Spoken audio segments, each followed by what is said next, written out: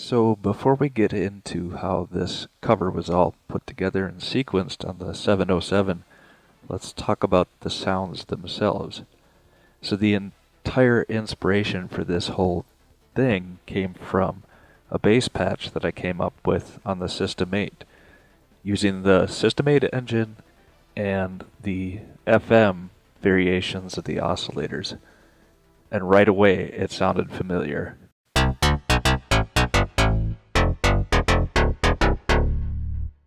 Which is one of the stages from the great game Super R-Type on the Super Nintendo 1991. That's why I named it appropriately, Super R-Bass.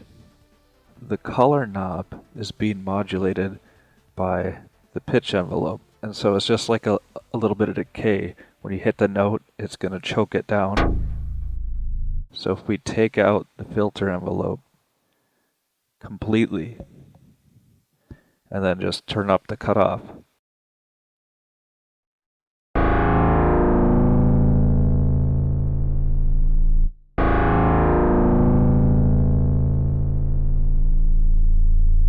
that's the sound of the pitch envelope modulating the FM color. And then so after that is dialed in, you just dial in the envelope and cut off the taste on the filter.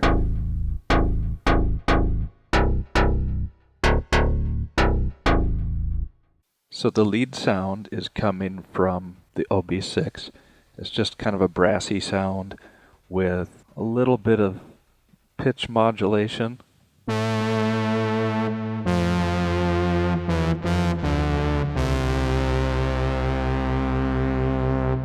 A little bit of chorus and delay on it.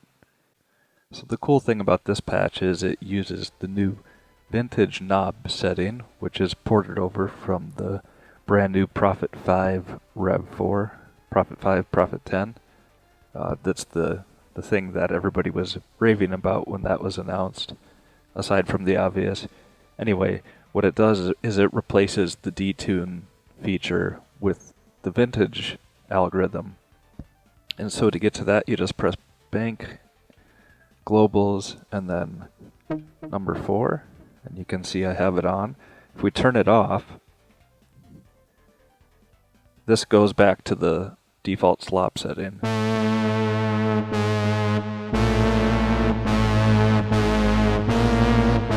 So it just can go wildly out of tune. The vintage knob is more subtle and emulates variations in not only pitch, but the envelopes from voice to voice, which is really, really cool. So let's turn that back on.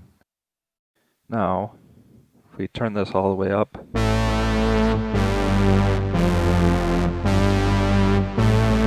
we're not going wildly out of tune anymore, but there's significant variation every time we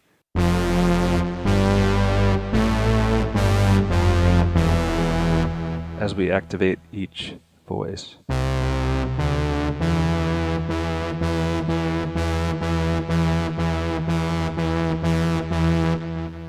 So it just adds extra life to the sound, and I like to leave it right about 12 o'clock. For me, that's where you can tell it's there, but you're not like overdoing it, but obviously everybody's tastes are different.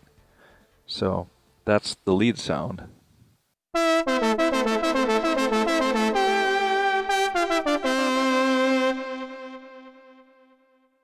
The next sound is the piano sound, which is simply the TX7 E-piano preset.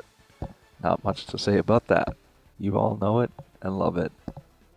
So moving on to the guitar sound, that is handled by the MS-20 Mini.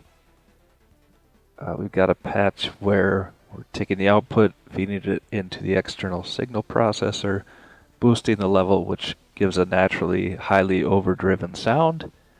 And then we're using the CV-OCD MIDI to CV converter to not only convert pitch and gate, but also modulation. So I've got this configured to send CC number 1 out of this jack here, and then that goes up into the high pass filter. So with the 707, we can sequence motion with the knobs and then just make little subtle movements and record them into the sequence, and then it's kind of like it has the effect of somebody gently feathering a wah pedal. So I'll just go ahead and start the sequence, and you can hear what that sounds like.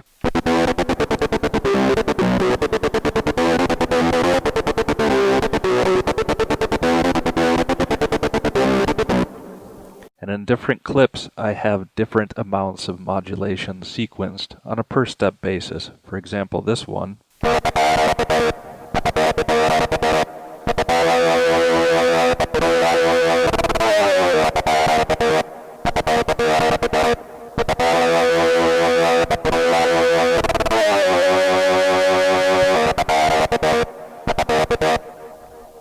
And then the last sound being played by external instruments is the string sound, and that's handled by the JX-10.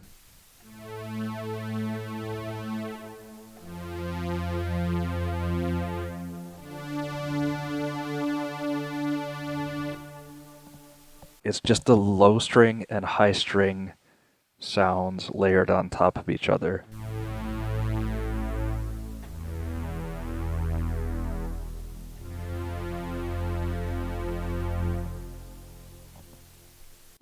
And that does it for the external sounds. So lastly, let's just talk about the sounds coming from the MC-707 itself. We've got the drums on track 1.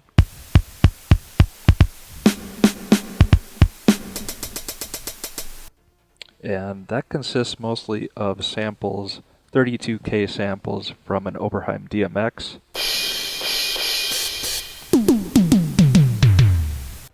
One of my favorite sounding drum machines ever. What I like to do is I take high quality samples and then I degrade them to 32K. I just have a script that I run that does it for me, and then load them on. And to me, it just sounds great. Let's move on to track 5. That's the other sound. It's the orchestra hit sample. It's actually made up of the original sample from the Fairlight, and then layered with 2 internal samples on the MC-707. So it has a different sound than the original, but still very recognizable. So before we get to sequencing, let's talk about the MIDI connections. Very important. I've got output 1 going directly to the System-8, and then I've got output 2 going to a MIDI through Quadra Solutions box. So that just takes in a MIDI signal and splits it out 4 ways. The MIDI ultimately from here is going to the CV OCD box, which converts MIDI to CV for the MS-20 Mini. Then it's going to the OB-6 and to the JX-10, and then finally the TX7. So 1 track out of port 1 and 4 tracks out of port 2. Lastly, we've got MIDI over USB connected to the MIDI mod app, and what that's doing is taking a MIDI CC and converting it to pitch bend, sending the pitch bend back, which is then merged with the MIDI out on channel 2 so that we can sequence pitch bend on the OB-6. Because as far as I can tell, there's no way to sequence pitch bend, which is kind of unfortunate. So it's just a little hack and another way that you can use MIDI mod. Okay, so now on to the actual sequencing.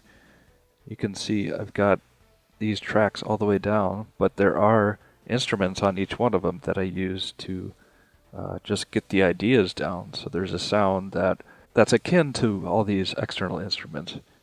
We'll turn these up and see what it sounds like.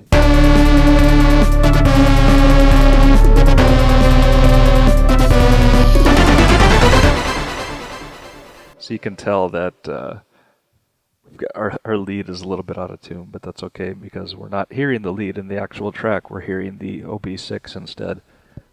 As far as entering the sequences, I basically just did it by memory. I didn't even listen to the original track first. When I was a kid, the things that stuck out the most were the drums and the bass. So I did the drums first, which was pretty easy. It went really quick. I didn't really care about being faithful to the original. I just did whatever I heard in my head, and then pretty much just put everything in manually, adding ratchets and flams or whatever where I saw fit. For the bass, when I put in the bass sequence, I found out that I was terribly, terribly wrong. My memory didn't serve me well at all, so I did have to go back and listen to the original. I also did find a MIDI file online to help me out, because sometimes it's hard to hear the bass notes when they're so low and they're buried under everything else. It's kind of hard to hear what's going on, so I did use a MIDI file for that. When I say used a MIDI file, I don't mean that I copied and pasted the MIDI and loaded on here somehow. I don't even know if you can do that. I just looked at the notes and then, made adjustments to the sequence I had already programmed in. The lead sound is on track 3. Like I said, it's out of tune, but that's okay, because the only thing that matters is how the OB-6 sounds. This one I did mostly from memory. There were a couple things I had to go back and reference the original to get it right. As far as the solo in the middle of the song, I did play that by hand. I didn't sequence it. It was quantized though, and I did slow down the tempo to do it. The other thing about the lead, which I mentioned before, is in order to get pitch bend in the sequence, you can't just record it live and expect it to be there, because this doesn't motion capture that.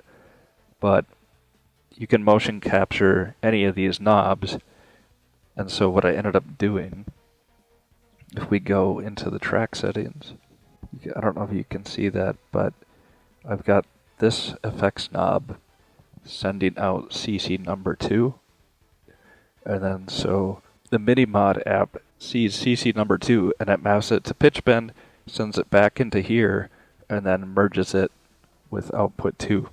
So if we twiddle the knob,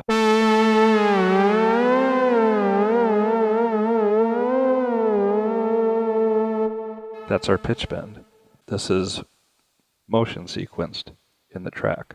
Additionally, I've got this knob mapped to modulation, the mod wheel, so there's some of that in there as well. One thing you have to be careful of is if you're going to motion sequence this stuff, when you move to another clip, make sure to set this back to 0 or to neutral. For pitch bend, it would be value 64. For modulation, it would be value 0. Otherwise, you'll switch clips and things will sound all crazy and you'll have no idea why. It's because your last setting is carried over from the previous clip. So if we want to hear what that sequence pitch bend and sequence mod wheel sounds like, we can just play this part of the solo.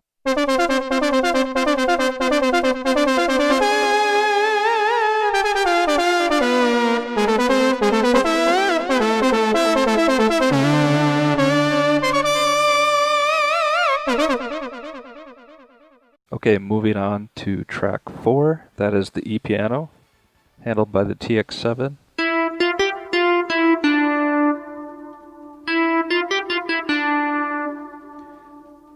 So I did use the MIDI file and put in step by step every note, and then tweaked velocity to taste. So if we want to hear that, it's on scene 5, I think.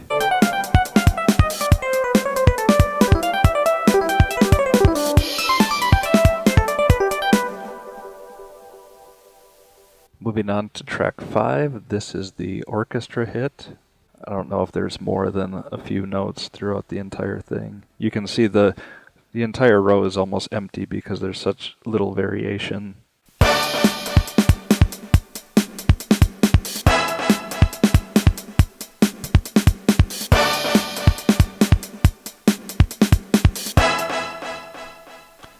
Now moving on to the guitar sound, that's handled by the MS-20 Mini, which is the appropriate machine for that. You'll see within the sequence I've got a lot of knob movements programmed in. So on this one, like the filter knob is at 37. And what that does is, if we look at the track settings, that filter knob mapped to CC1. So what that's going to do, send CC1 out, which is interpreted by the CV OCD module, which sends it out of one of its CV ports straight into the high-pass filter input on the MS-20 Mini. And then that allows us to get just a little bit of movement within the tone itself, which I think is really, really cool. It's like a guitar player slowly manipulating a wah pedal.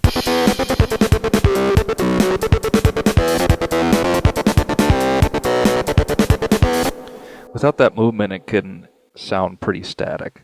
But anyway, getting that patch set up was one of my favorite parts of this whole thing. And then the last track, track 7, is for the string sound, and that's being handled by the JX-10.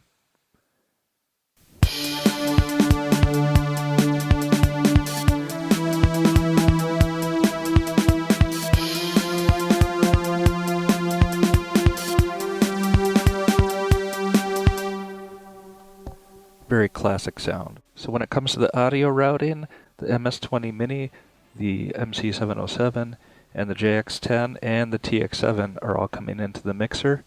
And then I've got an effects send going out to a couple pedals. Just chorus and delay. The delay's a tape delay emulation. It sounds awesome. I just love that sound. On the OB-6, in addition to its internal effects, I've also got a send going out to this spring reverb tank that I ripped out of an old crappy guitar amp. So I think the two sound really great together. I guess the last thing to talk about is the performance aspect. I basically have the MC-707 in clip mode the entire time, and I'm pressing the combination of clips that I need as the song goes along. There are a few times I use the scene buttons, and that's during the solos. But for the most part, yeah, it's just select all the clips.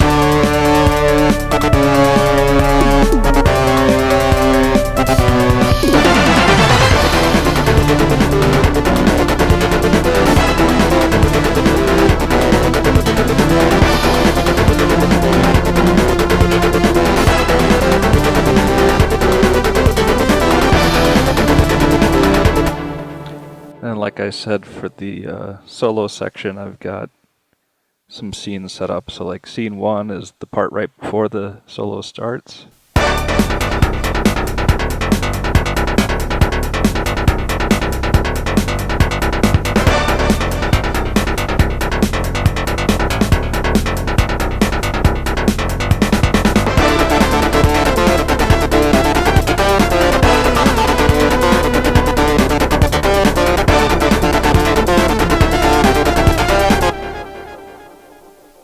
So that is my cover of Solo Sortie from Super R-Type, Stage 1. I hope you enjoyed this video. Thanks so much for watching.